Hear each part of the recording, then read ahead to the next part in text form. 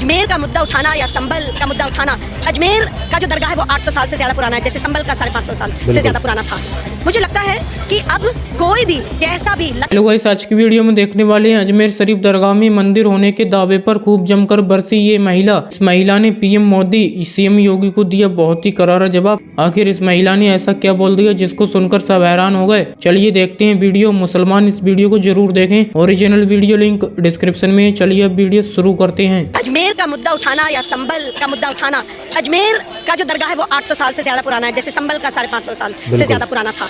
मुझे लगता है कि अब कोई भी कैसा भी लचर सा इतिहास लाके कोर्ट में जाके आप कुछ भी कर सकते हैं। दरअसल ये धज्जियां हैं प्लेसेस ऑफ वर्शिप एक्ट। जो प्लेसेस ऑफ वर्शिप एक्ट ने बहुत क्लियर कर दिया कि 1991 में इस कानून ने कह दिया कि 1947 में जो स्टेटस होएगा वो स्टेटस कायम रहेगा। और अयोध्या वाले जजमेंट में 5 जजों की बेंच ने कहा कि बिल्कुल छेड़छाड़ी नहीं कीजिए, ये हमारे देश का इतिहास है, इसको सुरक्षित रखना है, जो भी रिश्ते रहे हों, लेकिन इस वक्त ये देश के इतिहास की तरह खड़े हैं। दरअसल इस वक्त आप नहीं चाह रहे हैं कि सिर उठा के इज्जत से मुसलमान जिए। आप चाह रहे हैं जितने भी मुस्लिम प्लेसेस ऑफ वर्शिप हैं, मस्जिद हो, श्राइन हो, कुछ भी और मदरसे हो, जब तक वो आपकी आंखों से हट ना जाएं। 4-5 में तो अभी केस चल रहे हैं, जैसे शाही ईदगाह, मथुरा या ज्ञान वापी, लेकिन इससे ज्यादा भी बहुत सारे हैं। इस वक्त यूपी में ही 5-7 और है।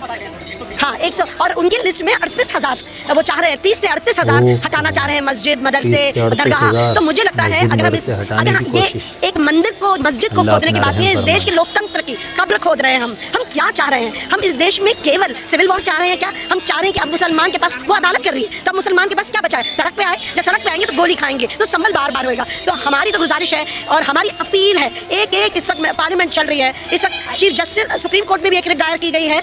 हमारा कहना है कि प्लेसेस ऑफ वर्शिप एक्ट को हूबहू उसको इम्प्लीमेंट किया जाए टू द हिल्ट। और अजमेर या संभल या ज्ञान वापी या शाही मस्जिद या कोई भी 20-21 जो अभी खोल चुके हैं और भी बहुत खुले हैं, वो जैसे हैं उनको कायम रखा जाए, क्योंकि 47 के पहले जो उनका स्टेटस था वो ही कायम रहे।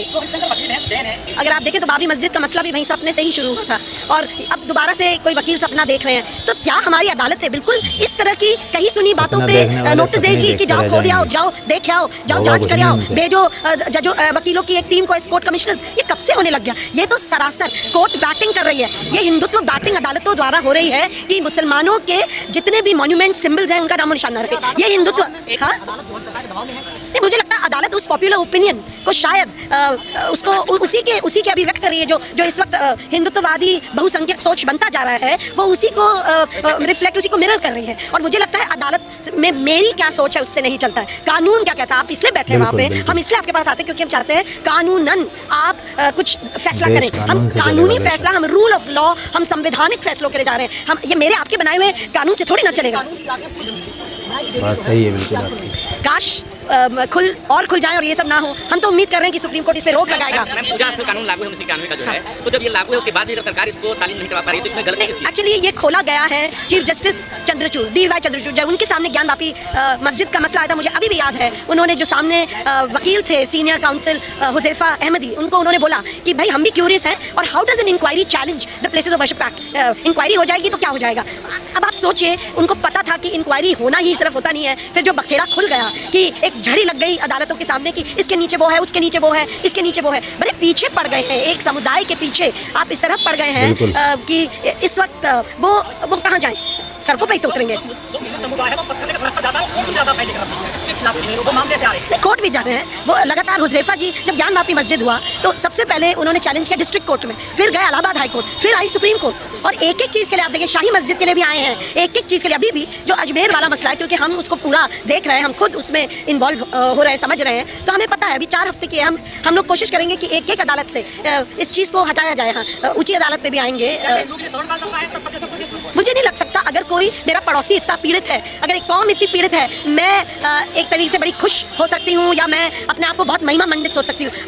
अगर मेरे में एक क्रूरता है तभी मैं किसी और के दुख के ऊपर अपना महिमा मंडन करूँगी। नहीं, अभी ये तो मुझे लगता है कि इस देश के हर नागरिक को खड़ा होना चाहिए to demand the rule of law for the implementation of the. देखिए, अब वो आए बहुत खूब, नहीं आए, जनता को खड़ा होना होगा, जनता को एकदम खड़ा होना होगा। हमें और कोई तरीका नहीं है, जनता को खड़े होकर इसको रोकना होगा। आखिरकार जब मारा जाता आता है कोई, जनता को तो कोई आवाज़ उठानी मासूम, पड़ेगी। कोई इनोसेंट, कोई साइकिल वाला इधर से उधर जा रहा है जब गोलियां चलती हैं, और सिविल लिबर्टीज गरीब की जाती है, सिविल लिबर्टीज कमजोर की जाती है। तो इसीलिए मुझे लगता कमजोरी है कि कितना जनता है को हर खड़ा जगह। होना है। बाबरी मस्जिद का जो कहीं भी केस उठा था, के देख लो आप। जिस पर कितना खून खराबा हुआ, इतना मारे गए, सब कुछ हुआ।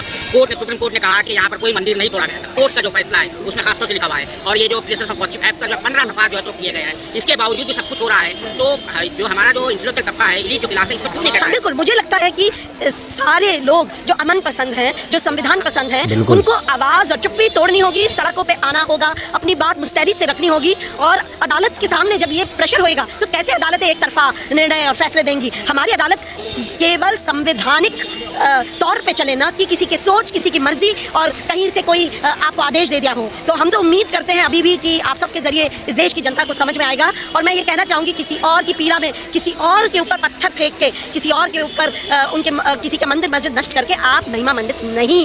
चलिए वीडियो यहीं पर ख़त्म करते हैं। अगर आप भी ऐसी वीडियो देखना पसंद करते हैं तो हमारे चैनल को जरूर सब्सक्राइब करें, वीडियो लाइक करें, वीडियो को ज़्यादा से ज़्यादा शेयर करें। थैंक्स फॉर वॉचिंग और अपनी राय कमेंट में ज़रूर दें।